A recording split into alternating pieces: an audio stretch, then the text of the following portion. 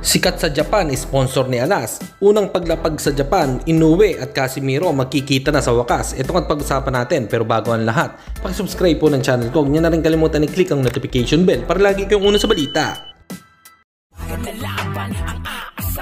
Balita sa mga pambato na isasalang pasabog na video, lahat yan nandito.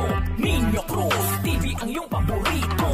Isang mabilis na update lang po tayo. Pag-usapan nga natin mga kaboxing.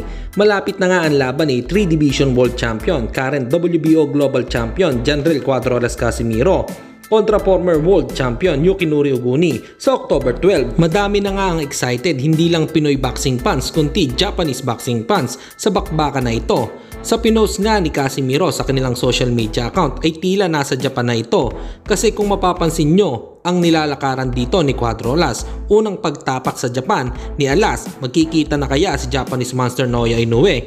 At siya, ano kaya ang magiging reaksyon ng bawat isa kapag nagkatitigan na ang dalawa? Samantalang naibahagi nga din ni Casimiro ang bago nilang sponsor para sa laban niya sa Hapon na si Yukinori Oguni. Ayon nga sa nasabi ay thank you sa tiwala, Fuego. Endorser lang naman ako ng isa sa pinakasikat na sports brand sa Japan.